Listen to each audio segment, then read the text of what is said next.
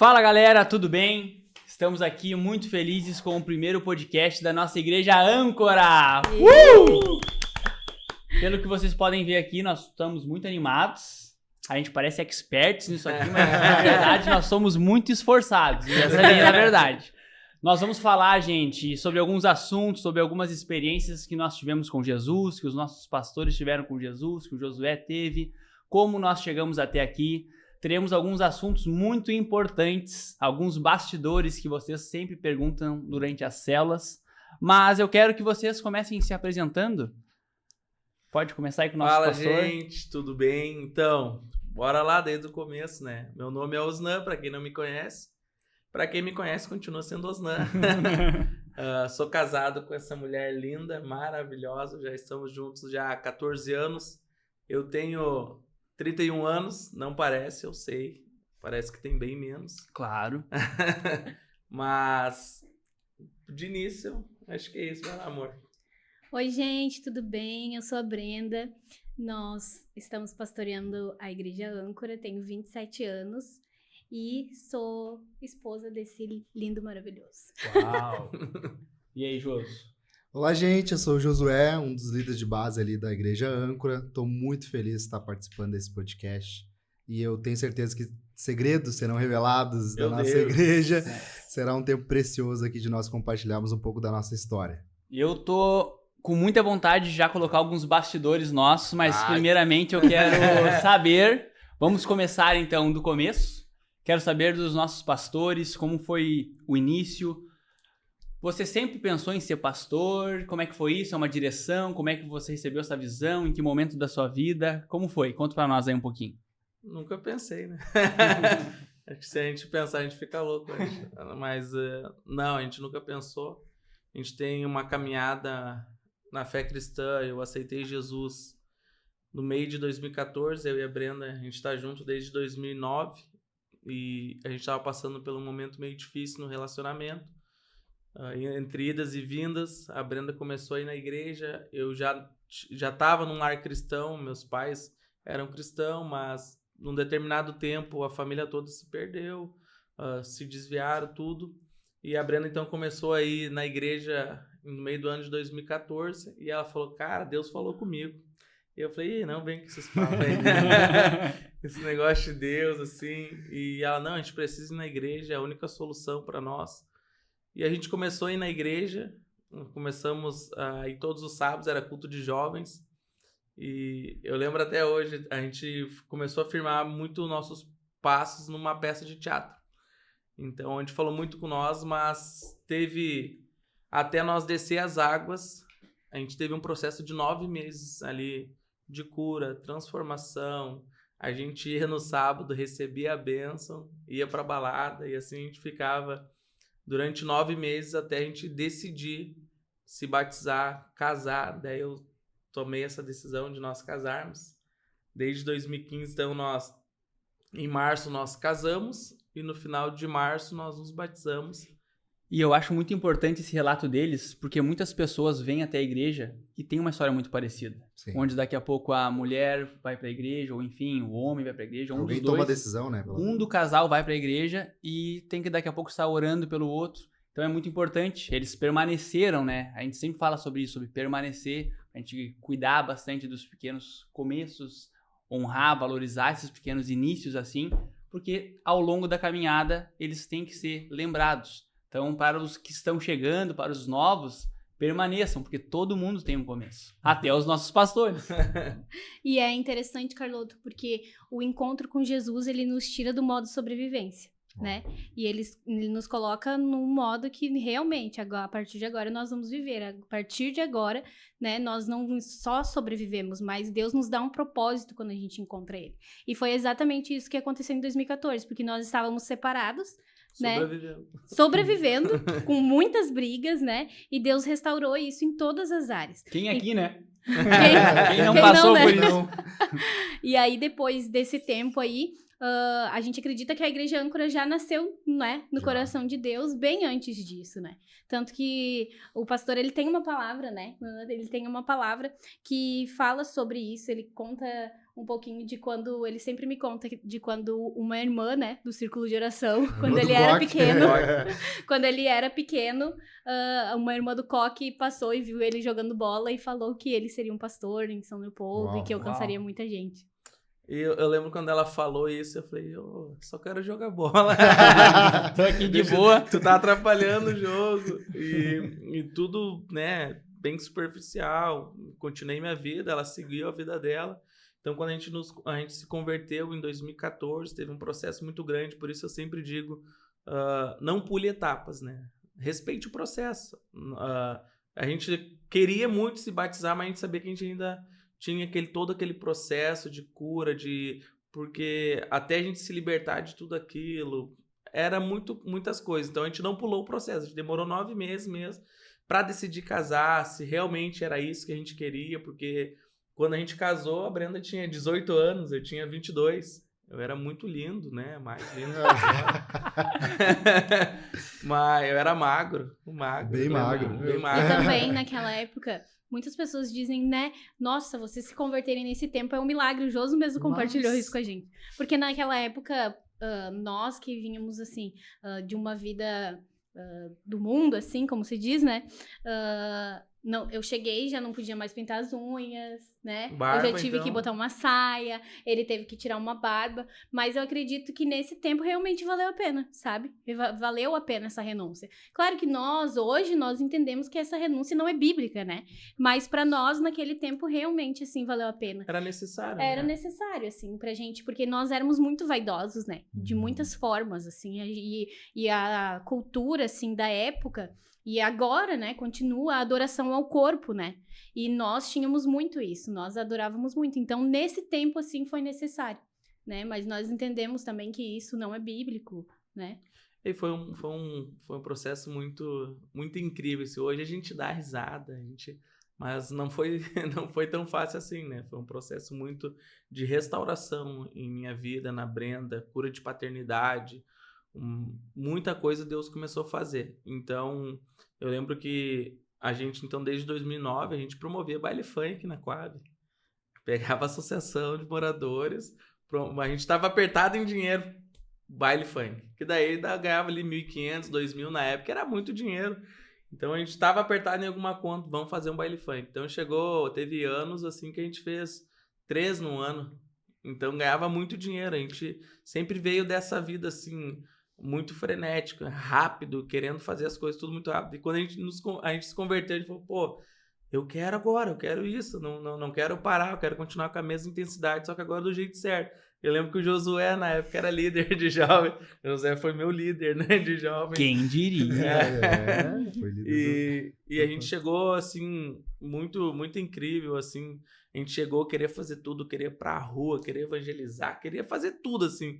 A gente fez até uma carta, né? A gente brinca até hoje. A gente fez uma carta falando pros líderes. Deu uma raiva na época. Pros líderes que a gente queria ir pra rua. A gente começou Tudo que tinha a que melhorar e o que estava ruim, né? Todos os que a gente queria novo, assim. E o que estava ruim dentro da juventude, a gente mandou uma carta, assim, reivindicando tudo que estava ruim. Mas eu acho que tudo isso era uma visão apostólica deles. Já ardia algo diferente em vocês. Então, acho que também a gente olhar nesse sentido, né? Sim. Eu me lembro que daí na época a gente fez tudo isso, assim, daí o que a gente fez? Não porque a gente queria, mas eu acho que foi tudo Deus direcionando, a gente sempre foi pessoas que influenciavam. Então a gente pegou pessoas que eram influentes na juventude e pegou esses aí e falou, vamos reivindicar, vamos ver o que tá ruim, o que vocês acham que tá ruim? E a gente começou, mas não por maldade, porque a gente queria melhorar, porque pessoas precisavam aceitar Jesus, estava queimando isso no nosso coração. Hoje a gente percebe que é alguma coisa infantil, né? Uma atitude infantil. Mas a gente também consegue olhar a motivação do nosso coração, né? Que era fazer a obra de Deus realmente crescer. E não deixa também de ser experiência, né? Que vocês adquiriram até para lidar, porque hoje vocês pastoreiam de fato uma igreja, então recebem pessoas daqui a pouco com esse tipo de pensamento, ou, enfim, dos mais diversos, né? Falando nisso, falando um pouquinho da nossa igreja, a gente teve a oportunidade de conhecer um pouquinho das histórias deles, né? Mas como surgiu a visão, a gente recebe muitas, isso é um bastidor, né? A gente recebe muitas dessas perguntas nas nossas células. De onde surgiu a âncora? Tava no teu coração desde quando? Sim. Quando que Deus te deu essa visão? Depois a gente até pode falar como que flui a nossa igreja, né? Mas Sim. como que começou ela lá no início? Então, desde que a gente se converteu, a gente foi para a juventude e já começou a ajudar na juventude. Então, eu fiquei de quarto líder, daí fui baixando terceiro, segundo. Foi muito rápido. Foi também, muito, né? foi tudo muito rápido, tudo muito rápido. E eu me lembro que em 2017 a gente estava liderando de segundo, assim, e o primeiro líder, ele falou, cara, não vou aguentar, tô fazendo faculdade, eu vou ter que sair, eu acho que o pastor vai botar outro no teu lugar. E eu falei, não, tranquilo. Eu fui para casa orar e comecei a chorar, falei, Deus, eu não aceito ninguém no meu lugar agora. Eu já aprendi com muita gente, com o erro, com os acertos, tudo. Agora é minha vez. Quero liderar essa juventude, esses jovens. E eu lembro que... É importante salientar que não era vaidade no Não. coração. Era realmente a vontade, De poder fazer, né? De não fazer. ter que pedir Exatamente. para um, para dois, É, para três, pra ficar- até Tinha conseguir aquela- autorização para fazer alguma coisa. Exatamente. Então a gente foi, orou, e o pastor fez uma reunião e ele falou, cara, tava orando, fulano aqui vai sair e tal. E eu tava orando, eu ia botar alguém no lugar, mas Deus falou que não, era o Osnan. E eu falei, yes! Então a gente começou a fazer, e eu me lembro que naquele mesmo ano, em 2017, a gente fez um evento na rua, mais de 104 pessoas se entregaram para Jesus na feitoria, daí a gente começou a movimentar, daí Deus começou a dar estratégias.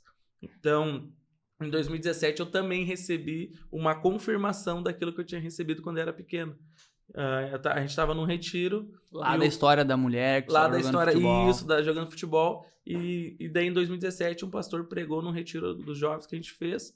E ele pegou e falou assim, cara, eu vou pregar em um dia na tua igreja. Eu falei, pô, como assim, né? Sou líder de jovem, não tenho igreja e nem pretendo ter igreja. E ele falou, mas um dia eu pregarei na tua igreja.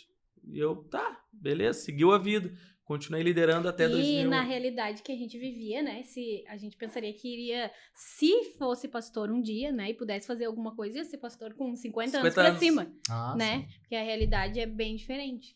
E não era uma coisa muito alcançável, porque a gente não tinha família no meio eclesiástico, não tinha nada assim, né? No meio de igreja. Era os improváveis, né? Improváveis. Então, em 2018 eu encerrei meu ciclo na juventude da feitoria, fui para Bento. Liderar ali a Bento no centro de São Leopoldo, foi onde eu Foi conheci uma o Carloto. bênção, isso foi uma bênção de Deus. Foi onde eu A conheci gente o conheceu. Carloto. Ali a gente ficou um ano e também voltamos daí em 2020 para a feitoria na mesma igreja e ficamos poucos meses. E ali a gente começou já tinha o Israel, já estava do meio para o fim da pandemia, muitas coisas estavam acontecendo já. E eu falei pra Brenda, amor, vamos trocar de igreja, vamos... Daí a gente foi lá pra Gravataí. E eu me lembro que até hoje a conversa que eu tive... Pandemia daí, né? Era o início da pandemia, início mais da ou menos. pandemia, do meio pro E eu fim, lembro assim. também que vocês falavam de como vocês estavam orando, conversando com Deus a respeito dessa situação. Sim. Parece que vocês estão trazendo à tona essa história, parece que foi ontem, né? Mas olha tudo que já aconteceu. E tudo nisso, assim, a gente nunca pensou em igreja, a gente sempre pensava em nós, assim, no nosso coração. Gostava, amava cuidar de pessoas, amava influenciar pessoas, mas nunca tinha o desejo pelo aquele poder. Eu sou isso. Não, eu não preciso ser para fazer. Eu faço. Então, a gente não precisava, eu tenho um título agora, eu vou fazer. Não, eu não vou fazer. Se eu não faço antes, não vou fazer depois com o título. Então, a gente sempre fazia antes. Evento na rua, fizemos mercado solidário. Nossa, parava na feitoria. Cadastro de pessoas, tinha pandemia. Até durante esse tempo da pandemia, antes mesmo de ter igreja, tinha a gente se reunia com o pessoal para ir orar na frente dos hospitais também. Tinha todo esse mover que já Sim. acontecia antes de ter a igreja. Antes de ter E é igreja. interessante porque tudo começou com um grupo de amigos, né? A gente Amigos. sentava pra jantar, assim, em vez de a gente ficar falando mal ou ficar fazendo outras coisas, a gente ficava falando, o que nós podíamos fazer novo pela nossa cidade, né? Porque a gente tava no meio de uma pandemia e a gente começou a orar nos hospitais e a gente começou também a fazer os mercados solidários, só que daí nós não tínhamos igreja, porque nós congregávamos em Gravataí, né? Não tínhamos um prédio. Aí a gente fazia na rua mesmo, né? Eu lembro que a gente ajudava muitas famílias, que dava muita fila, assim, vinha gente de bicicleta, de todos os lugares, assim, que estavam em vulnerabilidade, né? Receber uma sacola, receber um alimento. E é muito interessante porque a gente não pode desprezar, né, esses pequenos começos, os pequenos começos.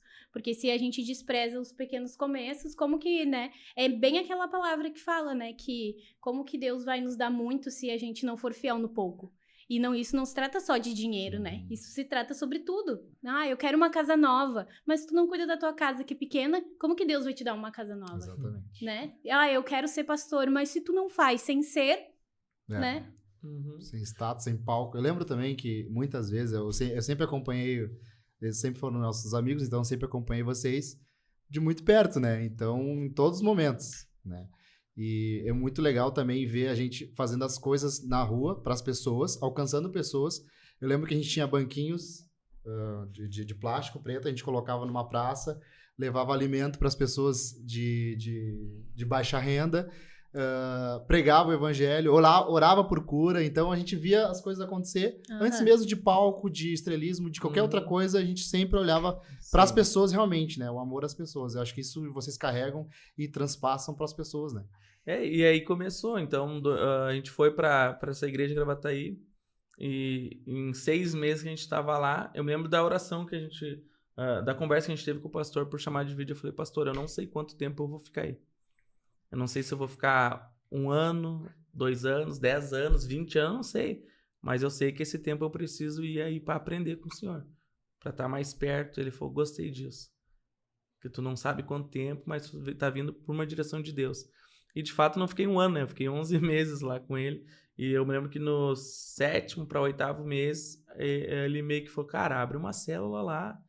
Tu tá lá em São Leopoldo e tal. E a gente abriu uma célula daí. Então a gente abriu uma célula e começamos a célula em 1 mês, ela tinha mais de 50 pessoas. Uau. Tipo, que loucura. E não era gente de outras igrejas, era pessoas que nunca conheceram Jesus, pessoas que estavam desviadas, paradas na fé. Começou a acontecer muito mover de Deus, assim. Então em 1 mês já tinha 50 pessoas. Então o que a gente fez? Eu falei pra Brenda, amor, o que tu acha de nós fazer um retiro pra fazer essa galera ter uma experiência com Deus? Porque eles não tinham experiência com igreja, né? A maioria deles não conseguia ir na igreja, porque era em Gravataí. E aí a gente... Era outra cidade, a uns 40 minutos, né? E aí a gente pensou... vamos fazer um retiro, porque eles vão ter uma experiência de culto mesmo. Porque célula é ainda um pouco diferente de culto, E aqui né? nós temos um ponto bem importante, gente. Dessa nossa, enfim, expansão da igreja. Foi através daqui que iniciou. Foi através dessa célula. Então, como eles relataram aqui... essa decisão, essa vontade de fazer um retiro. Inclusive, eu conheci o Josué, né, como eles estavam falando, e surgiu de amigos, né? A gente se reunia para conversar, para falar de Deus e, enfim, quando a gente fala de Deus, a gente vai conversando, falando. E foi numa dessas que o Josué estava na minha casa já. Eu cheguei lá do trabalho e ele estava lá. Então foi o primeiro contato que eu tive com ele. Eu conheci o Josué e já tava lá em casa. Foi algo só por Os Deus. pés em cima do sofá ainda. Abrindo a geladeira, com a minha pantufa. E daí a gente começou esse processo e vamos fazer um retiro. E até então, nada de igreja. Só uma experiência, continuava com a célula, já tava planejando multiplicar a célula, que era lá de Gravataí. Eu falei, não, vamos multiplicar aqui, bota uns líderes aqui, tá tudo certo. E a gente, vamos fazer. Eu falei com o pastor, posso fazer um retiro? Não, pode, é uma experiência que eles vão ter e tal.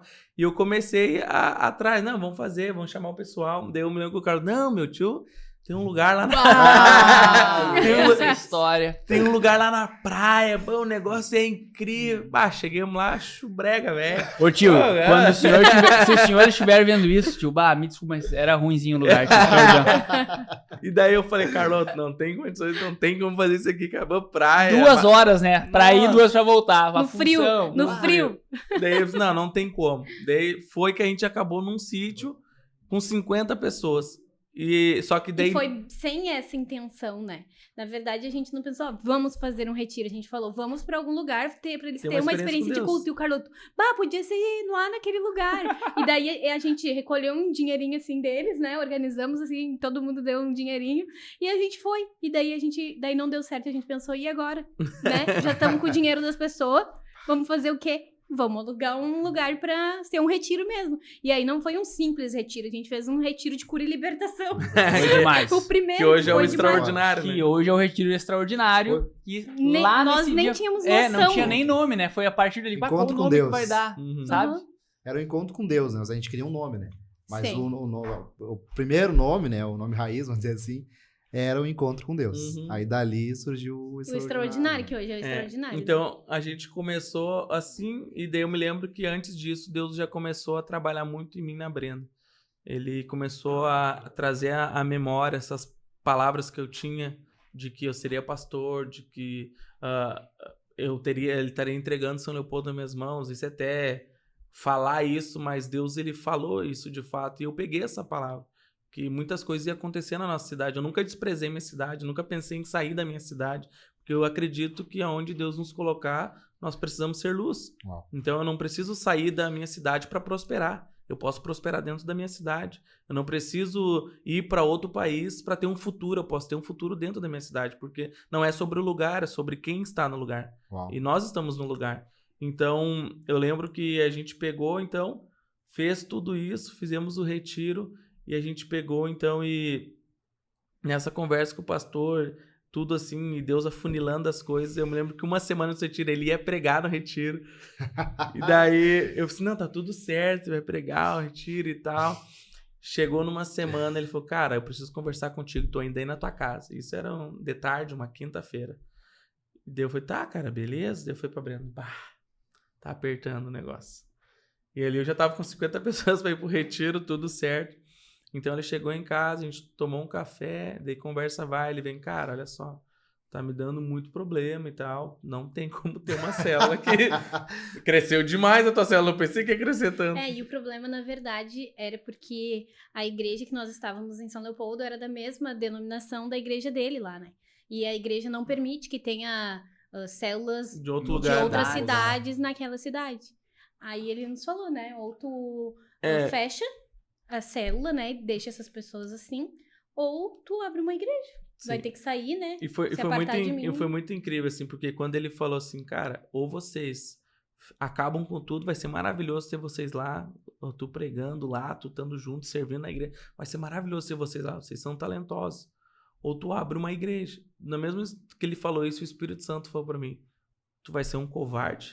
Meu Deus. Tu vai abandonar tudo agora porque tu quer pensar somente em ti. As pessoas, né? E as Teve pessoas. até batismo, né, pastor? Teve até batismo antes da Bah, igreja. verdade, isso é batismo. Então, aconteceu tudo isso, e só que foi muito engraçado, porque ele sempre foi muito espontâneo. Daí a Brenda falou, tá, pastor, mas o que o senhor faria?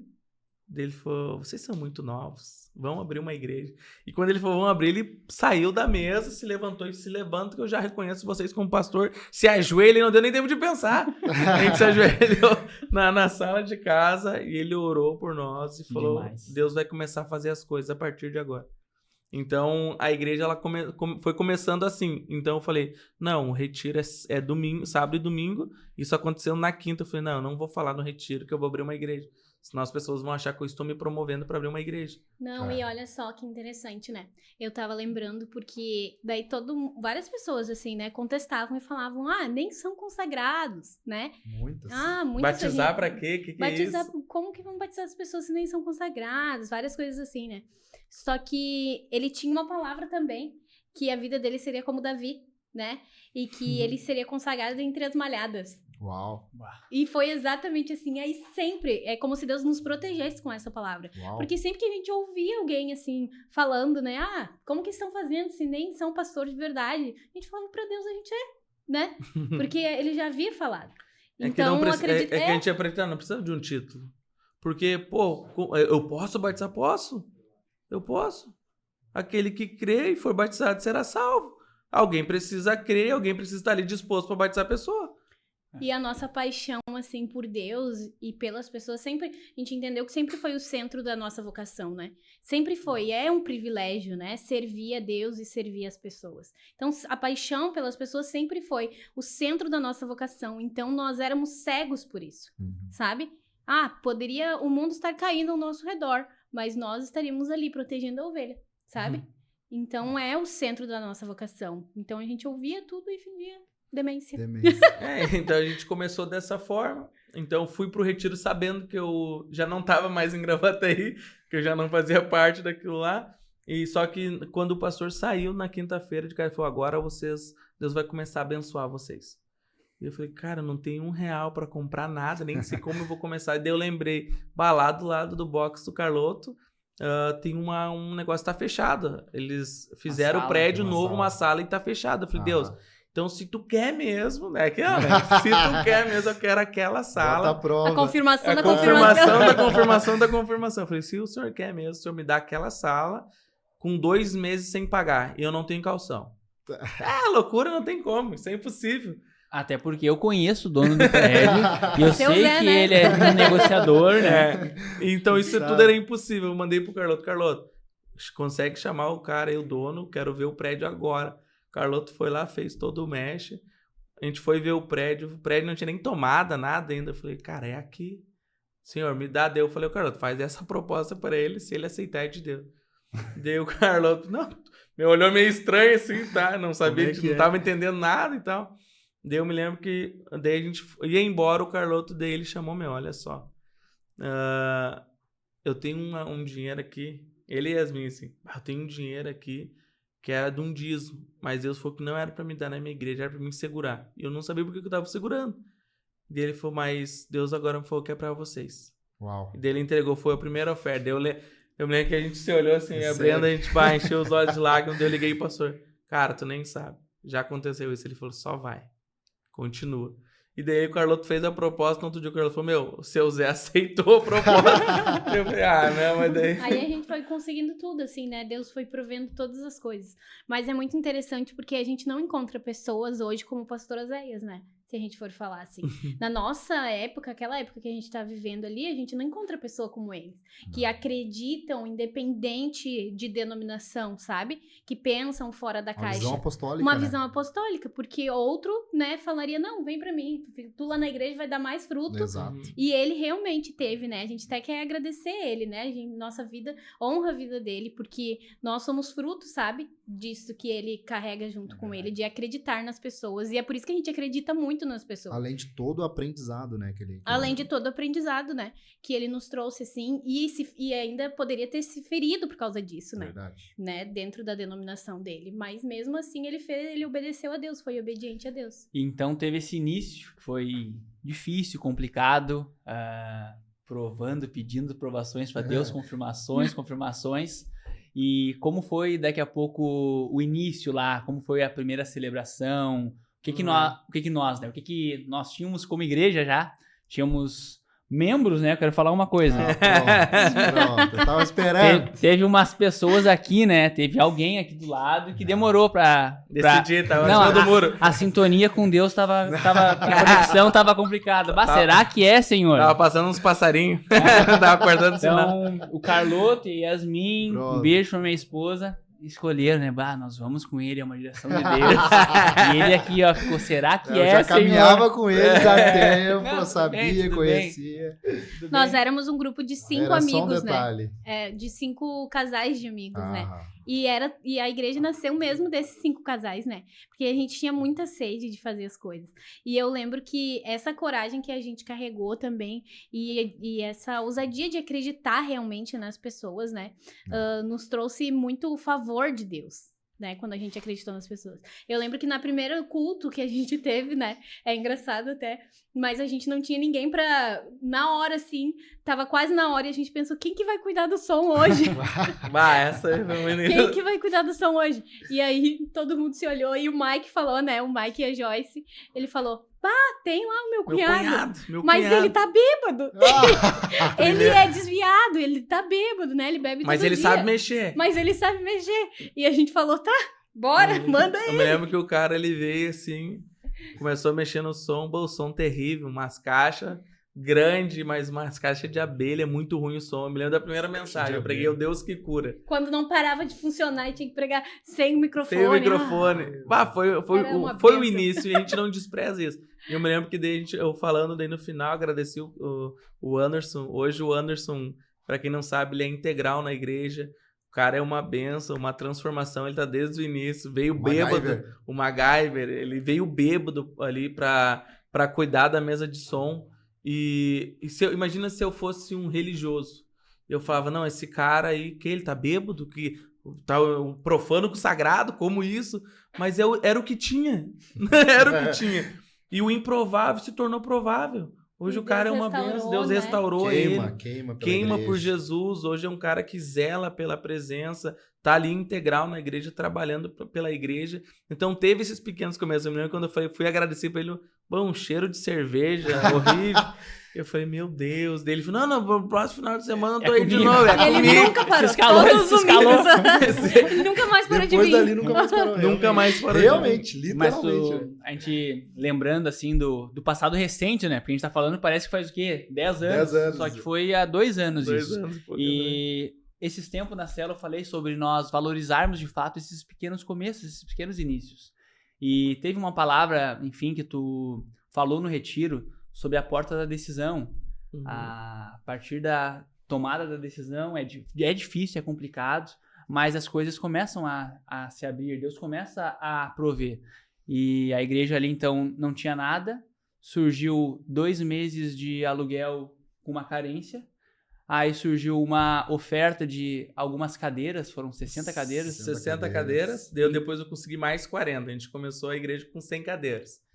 E as caixas de som, me lembro que o meu pai falou, não, eu tenho umas lá sobrando. Era aquelas que montava em casa mesmo. Não era ativa nem passiva. Ela nem sabia o que a caixa era, né? E meu pai, não, pega lá, filho. Tem aquela mesa também, não é boa, mas pro início dá. Eu falei, não, vamos lá então. Peguei a caixa, peguei tudo. Ganhamos o altar de madeira, tudo. Fizeram o altar para nós. E então a gente começou dessa forma. Então eu me lembro que no primeiro culto eu preguei a mensagem Deus que cura. Tinha 100 pessoas. E eu falei, uau! 100 pessoas. Claro, já tinha 50 da célula, mas veio mais pessoas. Teu pai ajudou muito na época, Nossa, né? no início de tudo, O meu projetor, pai... lembra Cunhado. também? É os detalhes, né? Detalhes, os O projetor que a gente detalhes. foi buscar, eu nem sei qual que é aquele bairro, mas proposta, parcelado no cartão. Uhum. E eu lembro também que o pastor falava, enfim, a visão estava sobre eles, tinha uma responsabilidade sobre a vida deles. E eu lembro que marcou muito, né? Que ele falou assim, tá, se tudo der errado, ele falou que ele venderia o carro dele. Eu acho isso muito importante, porque a gente tem que valorizar esses pequenos começos. Porque agora que, enfim, nós estamos aqui há 2 anos, temos a oportunidade de falar, é bom a gente lembrar desses detalhes do passado. Porque a gente valoriza, a gente zela por isso. O que Deus faz é extraordinário. E é interessante porque é tudo muito rápido, né? Muito, que nem o Carloto falou, parece que faz 10 anos, mas não, faz 2 anos. E Deus expandiu muito rápido. A gente acredita que realmente a gente está vivendo um avivamento, porque a igreja agora, ela tá num tempo que não para de crescer, né? Foi aberto mais um culto, o culto já tá quase cheio da noite, que era para liberar espaço, já não tem mais espaço, igual mesmo abrindo outro culto. E a gente entende que essa velocidade de Deus tá muito ligada à volta de Jesus, né? Uau. Então não é só para a igreja âncora. Uau. Isso está disponível para todas as igrejas que realmente estão disponíveis, né? A ouvir a voz do Senhor e a dizer não para as coisas que tem que dizer não, renunciar e dizer sim para as coisas que tem que dizer sim, né? E eu achei que eu ia fazer algo bem descontraído, que já tô com a voz meio embargada. Mas a gente lembrando agora, dá uma emoção assim, sabe? Uma adrenalina. Tu olhar para tudo que já aconteceu, né? Eu lembro que a Brenda foi professora da escolinha da igreja. A Brenda no início não tinha. As escolinhas que eram feitas no box No do lado. box, ali. era pra Isso. Graças a Deus, o Carloto, caixinha. né? Liberou ali o espaço. box. Graças a Deus ninguém se machucou. As crianças se Pensa na- penduravam pensa na nas estrutura. cordas. Então imagina, a gente usou o box, separava as crianças, as salas eram separadas com as caixas do box. Então era uma loucura. Pequenininho, parecia que tava numa jaulinha, assim. numa jaula. Eu até hoje eu encontro dentro das caixas lápis de cor. Então a gente começou, a Brenda ficou alguns cultos, celebrações, ela sendo a professora do Kids, porque não tinha, a gente tinha que levantar pessoas. Foi do zero, tudo do zero. Não tinha nada, não né? tinha nada. Hoje, muitas pessoas olham, nossa, A todo mundo estrutura se que nós move, temos, tem muito isso. voluntário, mas no início os voluntários era aqueles casal ali, né? Era nós mesmo e fazia tudo um pouco. Ia na porta. Orava no final, Orava no final, tirava pregava, foto. Cobrava o escanteio pra área pra cabecear. E era tudo dessa forma. Então, a gente começou a igreja e foi indo. Deus começou a abençoar, Deus começou a mandar pessoas estavam paradas na fé, que nunca conheciam Jesus, vinham para a igreja. Eu não tinha sala para atender ninguém, eu atendia no mezanino lá, uma bagunça, cheio de coisa. Era uma loucura, daí não tinha como conversar, porque daí as pessoas entravam. Nossa! Uma vez a gente tava lá em cima, a gente tinha que orar por um casal, e aí ele falou, tipo assim, ora, e não dava pra escutar que ele falou ora, a gente ficou um silêncio assim, ora aí. Muito barulho, muito barulho. Então, pensa, a gente começou dessa Quando forma. as crianças lá de cima não tocavam as coisas pra baixo, assim, Nossa, no meio do, ou da pisava na pregação. tomada do projetor, desligava. Desligar o projetor, meu Deus. Função. Então, a gente não. Hoje as pessoas falam, não, eles têm muito empresários. Não, os empresários que têm se tornaram empresários. Isso é a maior alegria. Tinha um que outro empresário, já tinha. Mas quem financiava a igreja era Cristo. Ele é o cabeça de tudo, ele que provia todas as coisas. A gente sempre fala que se nós temos uma visão, vem vir junto à provisão. Então, se nós não temos nenhuma visão, não tem provisão, não vai vir provisão. Então, hoje, por exemplo, se vir 5 milhões nas nossas mãos, eu não vou ficar espantado. Eu sei para onde esse dinheiro vai. Se vir 10 milhões, eu sei para onde vai. Eu não vou ficar, vou ficar, glória a Deus, mas a gente já vive tudo isso. Mas eu não ficaria espantado pelo valor, porque já vai ser destinado para tal coisa. Então, por quê? Porque tem uma visão. E muitas vezes as pessoas perecem por falta de visão. E desde o início, né, nós tínhamos já isso, a cultura da excelência, né? Não importa se era pouco, né? Só tem um vaso de flor. Aquele vaso de flor era melhor, era limpo, né? Era cuidado. Então, sempre a gente carregou isso, de nós sermos excelentes mesmo no pouco. E às vezes as pessoas querem dinheiro para ser excelentes, né? E isso não está ligado somente à igreja, mas várias situações, né? Só que Deus não tem motivo para nos dar dinheiro se não for, né, no caso de igreja, se não for pra gente ser voz para quem não tem, ajudar quem não tem. Exatamente. Nós precisamos ter um destino pro dinheiro, porque aí Deus vai mandar, né? Porque se a gente não tiver o destino, como que Deus vai prover? E a excelência sempre foi um parâmetro muito forte na igreja, porque a excelência, ela glorifica a Deus, adora a Deus, né? E abençoa os homens. A gente sempre teve essa máxima com a gente e sempre foi com excelência, sempre foi o com pastor empenho Carlitos de Pais, ele excelência. tem uma frase, que a excelência honra os céus e abençoa as pessoas. Isso aí. E eu acho que é isso que nós sempre entendemos. A gente está honrando os céus, honrando o nome de Deus, porque nós somos filhos de Deus, nós estamos fazendo por meio dele e para ele. Então, eu estou honrando a vida dele. Eu estou honrando Cristo, estou honrando Jesus. Mas, ao mesmo tempo, eu também estou abençoando a vida das pessoas. Porque se eu faço algo com excelência, as pessoas vão se sentir amadas, vão se sentir cuidadas, amparadas, que é o que acontece na nossa igreja. Então, a igreja ela foi tomando uma proporção. Então, de uma célula que nós começamos, depois pulou para 3. Depois foi para 4, 5, foi crescendo. Então foi levantando pessoas, líderes, formando líderes, e a gente começou a crescer. Eu me lembro que em 4 meses já de igreja, a gente estava 4 meses ali naquele prédio e já não tinha mais gente. A gente já tinha comprado mais cadeira, já estava com 180 cadeiras em 200 metros quadrados, eu acho. Sei lá se era 250 metros. Eu falei, cara, o que a gente está fazendo? As pessoas estão quase uma por cima da outra. Inclusive, a gente passou uma pandemia, né? Então, o final da pandemia a gente pegou. A gente pegou, né? A gente pegou um pedacinho da então pandemia. Então a gente botou 180 cadeiras dentro daquele prédio. Daí tinha uma escada que subia pro mezanino, só que não tinha como botar cadeira no mezanino porque não enxergava o palco, mas nós botava igual para as pessoas, pelo menos estar dentro do ambiente. A escada era lotada de gente. Então, dava em torno de umas 200, 250 pessoas dentro da igreja e fumegando, né? Então, é justamente sobre isso, né? Então, teve todo esse processo que foi vivido como igreja e, enfim, começou a funcionar as celebrações. Como foi feito daqui a pouco, porque a gente estava começando algo novo, vocês tinham uma visão de qual forma vocês enxergavam que vocês precisariam passar para os membros, para quem estava escutando a palavra, como que a igreja flui, como que funciona essa parte espiritual, como que é a visão que vocês têm para a âncora? Quando a gente começou a igreja, começou tudo a funilar, a gente falou, tá, Deus, então assim, eu até brinco, né? Que eu brigava com Deus ali, porque eu não queria ser pastor, eu não queria estar na igreja. E realmente, a gente pensa que é fácil, né? Mas não é fácil, né? Eu me lembro que na época, assim, eu só chorava, realmente sentia dores de parto, que nem a Bíblia fala, né? Eu sentia dores de parto, assim, eu tinha minha alma, assim, angustiada, né? Pra dizer sim, assim, pra Deus. Porque não é simplesmente, um status, né? Não é fácil. Eu pensava muito no nosso filho, né? Porque a gente viu muitas coisas erradas, a gente viu muitos filhos sofrendo, e o Israel era pequeno, a gente pensava muito nele. E aí, realmente, assim, eu sentia dores de parto, assim, Deus falava de diversas formas, mas a gente percebia que algo estava nascendo. E depois que eu disse sim pra Deus, né, então, sim, eu parei de sentir, começou a ser leve, e aí o Senhor falou pra nós, né, que seria uma igreja leve. Porque a gente tinha carregado muito tempo um fardo pesado, né? A gente começou a tá, Deus, então assim, o senhor quer que eu abra uma igreja? Perfeito, vamos lá. Qual que é o nome da igreja? O que o senhor quer? Porque a minha conversa com Deus, antes de Deus ser meu amigo, ele foi o meu senhor. Então eu conheci o senhorio de Deus, e depois que eu conheço o senhorio, eu consigo entender que ele é meu pai, meu amigo. Então eu já consigo ter mais uma conversa mais profunda com ele. Então eu falei, Deus, então que igreja? O que o senhor quer? Quer que eu boto o nome em inglês? O que eu faço? Eu não sei o que fazer. E daí eu me lembro, vou botar não tem. Daí eu disse, Deus, o que eu vou fazer? Daí a gente começou a ler, estudar.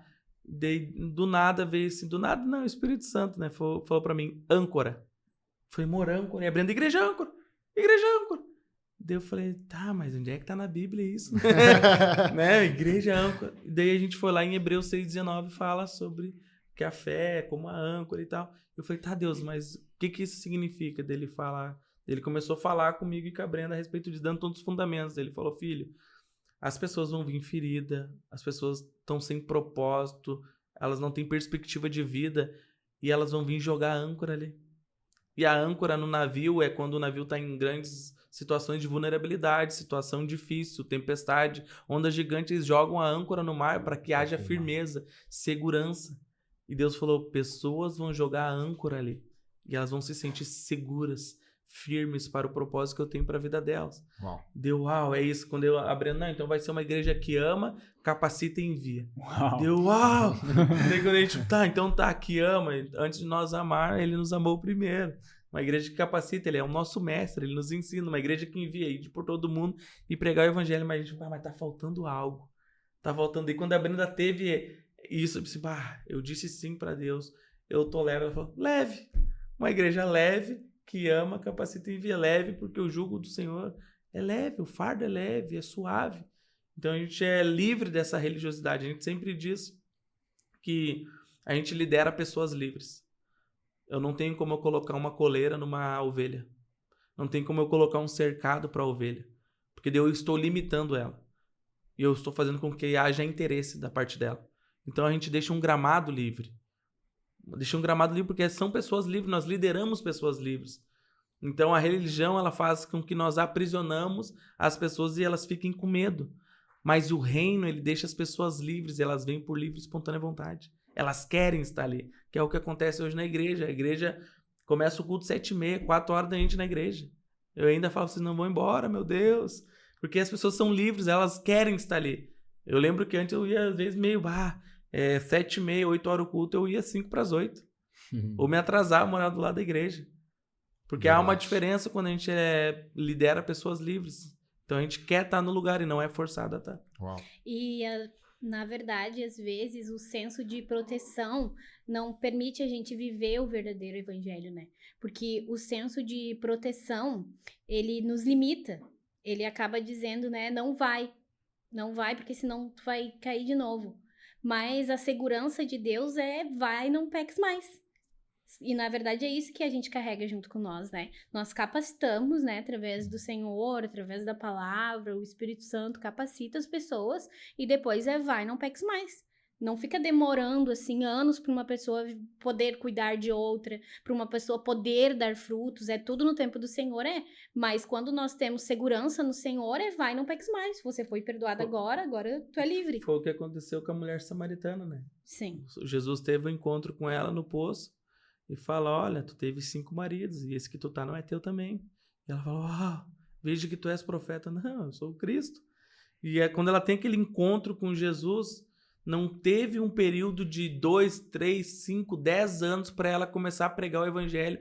Ela saiu daquele mesmo lugar, deixou tudo e começou, eu conheci o profeta, É isso, não precisa esperar, é só falar, olha só, vai e não peques mais. Tu pecou, Deus te libertou, Deus te perdoou, mas agora não volta mais para trás, não peques mais. e avança e vai. É importante salientar isso, que não é passar a mão no pecado. Não. Dizer, não, o pecado pode Não pecar. é leve pra viver no pecado, né? Tu é leve, tu pode pecar A e gente tudo sempre certo. diz, é leve não pra pecar gostosinho, né? É leve porque é leve da religiosidade. É leve porque o reino de Deus é leve. Mas a gente prega muito sobre o pecado. Prega muito sobre tudo isso, sobre se arrepender. Porque a Bíblia fala, arrependei-vos porque está chegando o reino dos céus. O reino dos céus já está aqui. E a gente vive também a cultura da honra, né? Que não é uma cultura da punição. Uhum. A pessoa se arrependeu, vai, não peques mais. Vá, expanda o evangelho, fale de Jesus, anuncie. Então a gente vive também isso. É uma cultura, é algo que acreditar nas pessoas, acreditar que a pessoa carrega, né? Igual o Anderson, né? O exemplo que a gente deu do Anderson. Exatamente. É. E realmente, a gente vive essa cultura, que é a cultura da honra que a gente fala, né? Não a cultura da punição, como o Carloto falou. Porque na cultura da punição, se a pessoa erra, ela é punida, né? Ela fica afastada, diversas coisas podem acontecer, e aí ela nem se arrepende do pecado dela. Porque não foi levada ao arrependimento. E a cultura da honra aquela pessoa, ensinando ela que ela errou, né? Tendo tempo com ela, honrando o que ela carrega, ensinando ela que ela errou, até ela se arrepender do pecado dela. Porque a punição não faz você se arrepender. A gente sempre fala isso sobre o tapar a nudez, né? Aí leva pra história de Noé, né? Porque Noé, quando aconteceu todas as coisas, ele ficou bêbado, e um dos seus filhos viu ele nu e embriagado. E o que ele faz? Ele vai lá fofocar pros irmãos, contar pros irmãos, olha só, é muito legal, viu? O pai bêbado, o pai tá bêbado, tá nu, vamos lá ver ele. Só que quando os outros 2 irmãos, os outros 2 filhos de Noé vêm, eles vêm de costa com cobertor para tapar a nudez do pai. Então quando a gente fala a cultura da honra, é tapar a nudez do um do outro. Só que a tapar a nudez não é cobertar pecado. Mas é tratar o pecado e não levar adiante. Não falar, tu viu que o fulano pecou. E levar ao arrependimento. Porque se a pessoa for só punida, ela nunca vai se arrepender. Não. Ela vai viver a vida inteira em pecado e capaz de nunca mais sentir o amor de Deus e não ser salvo. E aí tem também uma paternidade distorcida, né? É? Porque a gente olha pra Deus como um carrasco pronto a nos punir. E não alguém como de só amor. Senhor, né? Só com o Senhor, não como um pai de amor que quer nos corrigir e nos trazer de volta a propósito. Falando também um pouquinho, enfim, dessa visão, de algumas características da cultura no qual vivemos, como tu te sente, Joso, fluindo no teu ministério, porque nós somos uma igreja também que fluímos nos 5 ministérios, é importante a gente falar sobre isso, e eu queria saber de ti, Joso, um pouquinho, como é pra ti fluir nesse ministério, como tu tem se sentido. Encontrou, né? Eu sempre digo, né? Eu sou da base profética, né? Da Igreja Âncora. E sempre fui, né? Inspirado pelo Espírito Santo a me movimentar dessa forma. Então, sempre fui uma pessoa que orei muito, que busquei muito. E eu já fui reconhecido pelos meus pastores, né? Antes mesmo de nós entrarmos e termos a igreja, ele já nos reconhecia nesse sentido, né? Então, a gente já vem fluindo. E quando eu realmente comecei a viver o profético, eu vi realmente o chamado de Deus ardendo no meu coração. Porque, primeiramente, eu via de um sistema religioso, onde o objetivo era alcançar um cargo e não o objetivo de alcançar o ministério em si. José era presbítero. Eu era auxiliar. E saí em auxiliar. Não deu tempo pra chegar a diácono. Mas isso Paulo ele vai dizer em Efésios 4, né? E ele designou alguns para apóstolos, outros para profetas, outros para evangelistas, outros para pastores e mestres. Eles são responsáveis por preparar o povo santo para realizar sua obra e edificar o corpo de Cristo, até que todos alcancemos a unidade que a fé e o conhecimento do Filho de Deus produzem e amadureçamos, chegando à completa medida da estatura de Cristo. Então, não seremos mais imaturos, como crianças, nem levados de um lado para o outro, empurrados por qualquer vento de novos ensinamentos. E também não seremos influenciados quando nos tentarem enganar com mentiras e astutas. Em vez disso, falaremos a verdade em amor, tornando-nos em todos os aspectos cada vez mais parecido com Cristo, que é o cabeça. E o versículo 16 aqui é o mais interessante. E ele fez que todo o corpo se encaixe perfeitamente, e cada parte, ao cumprir sua função específica, ajuda as demais a crescer, para que todo o corpo se desenvolva e seja saudável em amor. Por que Deus, Paulo está dizendo tudo isso? Porque cada um tem uma função. Para que nós todos, nessa função, nós todos estamos ligados a um corpo. Porque a gente sempre fala, nós não somos uma igreja que tem células, com células. Nós somos uma igreja em células. Nossa igreja é celular. Então, é uma visão de pastoreio, de cuidado. Porque se a pessoa vem somente no domingo, ela não vai ser cuidada. Ela vai vir e entrar na igreja, vai ter ali 5, 10 minutos de comunhão, mas não vai ter tanta comunhão. Na célula, ela consegue se abrir, ela consegue mostrar sua vulnerabilidade e os líderes conseguem tratar, cuidar, amar. Então, Paulo está dizendo isso, que Deus designou cada um para apóstolo, profeta, pastores, mestre, evangelista, para que cresça saudável. Então, é isso que a gente faz. A gente faz com que o corpo de Cristo venha crescer saudável. E nenhum é melhor do que o outro, né? Nenhum é melhor do que o outro. Todos estão nivelados, né? Realmente a cultura da honra é isso. Nenhum é melhor do que o outro. Aos pés da cruz, né? Todos estamos... Uma igreja que só é pastoral vai ter só o cuidado. Não vai crescer. Vai ficar limitada ali nas pessoas. Vai criar crentes obesos. Vão ficar ali só de papinha. Dentro. Aí uma igreja que é só evangelística vai ter só novos convertidos que não vão permanecer, porque não tem ninguém que cuide. Aí uma igreja profética vai ter só o Shabá. Só o Shabá, né? Vai ter só o Shabá. Se for uma igreja mestral, ela só vai ter ensino. Só ensino e não vai ter mover do espírito, não vai ter nada, né? Então todos os 5 ministérios são nivelados, não existe um melhor do que o outro. Né? Nós precisamos ter o mestre, precisamos ter alguém que se destaque ali na parte profética, algum apóstolo que enxergue adiante, que dê direção, né? Que fale qual é o próximo passo. Os evangelistas que traz as pessoas, porque é muito interessante. Um evangelista, ele traz as pessoas, mas ele não consegue cuidar. É verdade. Ele só vai, ele traz muita gente. Ele convida, se ele fala com uma pessoa, ele já consegue trazer 5. Então ele traz muitas pessoas, só que ele não consegue cuidar, o pastoreio ele não consegue muito. E às vezes falando agora de forma bem simplificada, sobre como se fosse uma função, né? A função do evangelista é essa. E às vezes daqui a pouco, por não estar conseguindo cumprir outra função, essa pessoa às vezes se sentia mal, ficava triste, porque ela não conseguia alcançar aquilo. Mas daqui a pouco ela foi chamada para outra coisa, e essa é a função. Cada pedaço do corpo, cada membro, cada órgão tem a sua função. Se torna leve, prazeroso, porque tu tá fazendo aquilo que realmente é o teu chamado, né? Tu não faz além daquilo ali. Tu faz o teu chamado. Tu pode praticar, né? Tu pode ser praticante de pastoral, apostólico, mas o teu chamado que arde mesmo é profético, ou é mestral, é evangelista. Isso, o corpo, ele cresce saudavelmente em amor. Então, isso... Uma igreja hoje que ela não utiliza os 5 ministérios, ela não cresce, ela não vai crescer. E isso é muito interessante quando o Paulo fala isso. Porque o corpo ele precisa que esteja esses 5 para que haja um crescimento saudável, para que flua no espírito. É isso que a gente sempre procura fazer. A gente até esqueceu de trazer aqui, mas a gente tem um livro que a gente sempre indica para a igreja, a liderança, vai ser líder na igreja, vai ter que ler Cultura da Honra de Danny Silk. Porque ele vai aprender sobre os 5 ministérios, vai aprender sobre o apostólico, os pró e os contra, os pró e os contra do profeta, os pró e os contra do mestre, os pró e os contra do evangelista, dos pastores. Só que lidar com um ao outro, saber lidar com cada um, para que haja um crescimento saudável. Então, se você é pastor, líder que está nos assistindo, Danny Silk, Cultura da Honra, vai abrir sua visão. Baita indicação. E tem coisas que Deus só faz com o corpo unido, né? E a gente lembra também de uma frase do Carlito que ele fala que ninguém faz nada grande sozinho.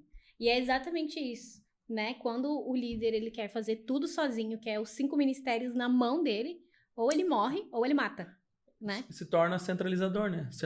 Quer centralizar tudo nele. Hoje é muito interessante, né? Porque já teve vezes que no início tudo a gente tava rolando o culto no domingo e a gente tinha que trabalhar. Eu e a Brenda. Ficava o pessoal tocando a igreja normalmente, não precisava estar nós lá. E acontecia muito melhor do que estava. Muito melhor do que se a gente tivesse. Então, isso é o mais lindo de ver, porque o corpo está unido. Está crescendo, está rompendo. Isso é legal que a gente consegue ver nas nossas células, né? A expansão agora, logo, enfim, nós teremos mais uma expansão, uma multiplicação, né? E... lá também a gente aprende muito, né, com o pastor Carlito, e eles falam uma frase que nós temos que ser uma igreja grande para conquistar uma cidade e também uma igreja pequena para se importar com uma só pessoa, com uma só alma. E é crescer em amor. E eu quero perguntar pra Brenda, porque nós temos o privilégio de estar com ela, né? E ela nos ensina muito sobre isso, né? Sobre também amar as pessoas, sobre apostar nas pessoas. Da onde surgiu isso, essa visão? Como é que isso entrou no teu coração? Eu fui muito amada, né? Eu sei. Quem muito foi perdoada. Eu sei. Quem muito Amei Quem muito foi demais. perdoada, né? Muito ama. Muito bom. Muito ama. Então, eu acredito que Jesus nos ensina, né? Ele pegou ali a bacia, a toalha e foi lavar os pés dos discípulos. Se a gente segue o exemplo de Jesus, não tem como a gente ser uma pessoa assim, sabe? Que não pega a bacia, a toalha. E aí tu quer ser igual quem? Se tu não quer ser igual Jesus, igual quem tu quer ser? Então, o amor, ele tem que ser o combustível do nosso ministério, né? O amor e a chama ardente tem que ser o combustível, porque se nós não tivermos amor, a gente não vai conseguir nada, né? Sem amor, nada nós faremos que dê frutos realmente para Deus. Então, eu acredito que quem muito foi perdoado, muito ama. Só que tu só vai enxergar que tu foi muito perdoado se tu enxergar os teus erros. E é aí que tá, sabe? Muitas pessoas não enxergam os seus erros. Não conseguem enxergar quem realmente foram ou esquecem de onde saíram. E aí não ama. Não ama. Porque aí é fácil olhar pra alguém e acusar, né? Julgar a pessoa. Mas quando tu lembra o que Deus fez por ti, como que tu vai julgar a pessoa? Não há diferença nisso, né? Então, eu acredito que o primeiro passo, sim, pra gente amar mais é nos enxergar.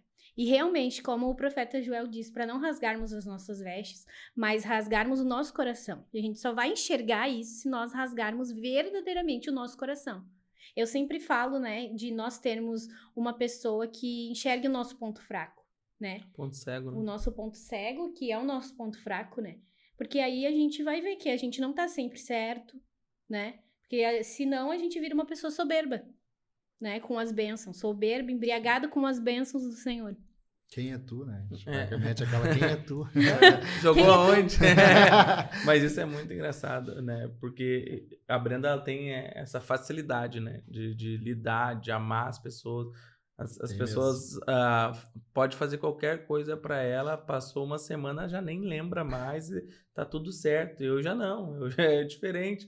Mas ela tem essa facilidade, só que é muito... A Bíblia fala sobre isso. Se tu não ama o teu irmão a quem tu vê, como tu pode amar Deus a quem não vê? Então, quando eu falo, eu amo Deus, mas eu não amo meu irmão, é mentira. E eu fico pensando às vezes, né? Cara, a pessoa não lê a Bíblia, porque tudo isso tá na Bíblia, né? É simples, eu fico pensando, tipo assim, né?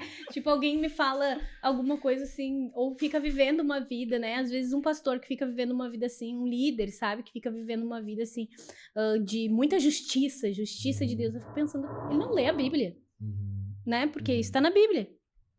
Né? Quem muito ama, quem muito foi perdoado, muito ama.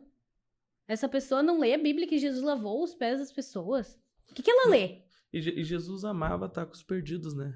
Jesus, ele mesmo diz, eu não vim para os sãos, eu vim para os doentes. Aqueles que precisam, aqueles que necessitam. Eu vim para os órfãos, eu vim para as viúvas, para as prostitutas, eu vim para essas pessoas. Esse tipo de pessoa eu vim. Tanto é que Jesus sentava com os corruptos, sentava com as pessoas que cobrador de impostos, que na época era um escândalo. Jesus estava lá. Por isso que a gente tem esse amor, assim, sabe? Acredito nas pessoas. Acreditar. Eu sempre digo que enquanto a pessoa está respirando, tem oportunidade de ela mudar. Pode errar 5 vezes, 10 vezes, mas uma hora ela vai mudar. Uma hora Deus vai pegar ela de uma forma diferente. Citando, enfim, algumas características, algumas histórias de Jesus, eu quero escutar um pouquinho mais do nosso retiro extraordinário. Porque é de fato, né, um encontro com Jesus. Nós queremos dar essa experiência para as pessoas, essa experiência única. E, Josu, tem alguma história aí que tu lembra? Eu acho que o Retiro Extraordinário ele tem sido uma ferramenta de cura profunda, né, de pessoas, de transformação de pessoas da nossa igreja. E tem sido um trampolim para as pessoas viver o que Deus tem para elas. Né? Acelera então, o processo. Acelera muito, porque trata coisas que a gente nem imagina, né? Tem coisas do passado que a gente passou, que a gente precisa trazer à tona para a gente ser curado. E às vezes a gente não para analisar isso. Então o Retiro Extraordinário ele traz esse panorama de nós sermos curados profundamente e viver uma paternidade bem resolvida.